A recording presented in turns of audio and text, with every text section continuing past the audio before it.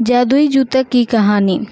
एक शहर में सीता नाम की एक बहुत ही प्यारी लड़की थी। सीता बहुत बुद्धिमान थी और वह अपने पैरों से अपाहिज थी। सीता रोज सपना देखती थी कि वह नाच रही है, दौड़ रही है, लेकिन जब वह उठती है तो उसे अपने अपाहिज होने की बहुत दुख होता है।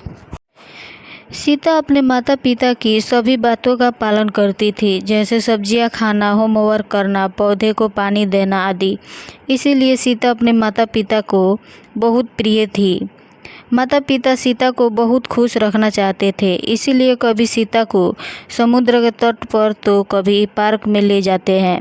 लेकिन सीता खुश नहीं थी, क्योंकि सीता का कोई दोस्त नहीं था। एक बार की बात है, सीता अपने स्कूल की कक्षा में बैठी थी और उसका ध्यान बाहर के बच्चों पर था।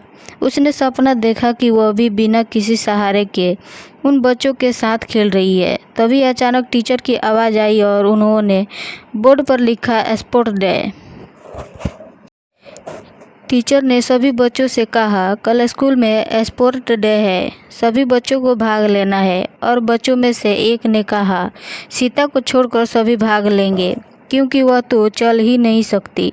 टीचर ने कहा, बच्चों ऐसा नहीं बोलते, चलो सीता से क्षमा मांगो।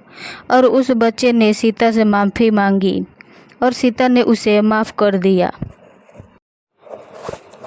स्कूल खत्म हो गया था और सीता उदास होकर स्कूल के बाहर एक पेड़ के सामने बैठ गई। आसपास कोई नहीं था। दुखी सीता फूट फूट कर रोने लगी। तभी अचानक उसे एक आवाज़ सुनाई दी। वह इधर उधर देखने लगी, पर उसे कोई नज़र नहीं आया। अचानक उसने महसूस किया कि शायद बेंच के नीचे से आवाज़ आ रही है, और वह नीचे झुक गई और उसने देखा कि एक कबूतर बेंच के नीचे फंसा हुआ है।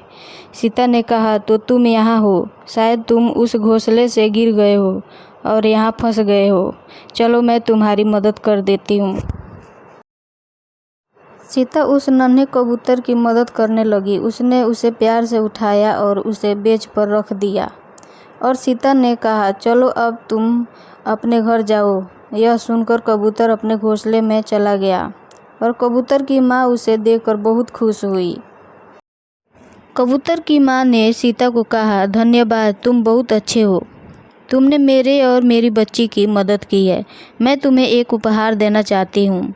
इतना कहकर मम्मी कबूतर अपने घोंसले के अंदर चली जाती है और अंदर से एक सुनहरा जूता लेकर आती है। उन जूतों को देखकर सीता ने कहा, लेकिन मैं इन जूतों का क्या करूँगी, मैं तो अपाहिज हूँ। मम्मी कबूतर ने कहा, ये जूते मामूली जूते नहीं है, जादुई जूते हैं। इन्हें पहनकर तुम चल सकोगी, दौड़ सकोगी और जो चाहे वह कर सकोगी। सीता बोली, सच में? सीता के पैरों में ये जादुई जूते पहनते ही वह सच में चलने लगी, जिसे देख वह बहुत खुश हो गई। जूते पहनकर सीता अपने घर पहुंची। उसके मम्मी पापा पहली बार सीता को चलता देख चौंक गए। वह अपने आंसू रोक नहीं पाए। सीता बोली, मैं अब चल सकती हूँ। और उसके पापा ने पूछा, पर कैसे? सीता ने जवाब दिया, इन जादुई जूतों के वजह से। मैंने एक नन्हे कबूतर की मदद की तो उस कबूतर की माँ ने मुझे यह जादुई जूते तोहफे में दे दी। अगले दिन सीता स्पोर्ट डे में भाग लेने के लिए गई तो सभी लोग सीता को देखकर चौंक गए। सीता ने रेस में भाग लिया और जादुई जूतों के कारण वह जीत गई। मम्मी कबूतर की जादुई तोहफा, जादुई जूते सीता के जीवन का सबसे बड़ा उपहार था। उसके बाद सीता कभी नहीं रुकी। वह भागती नाचती, वह भी बिना किसी के मदद से।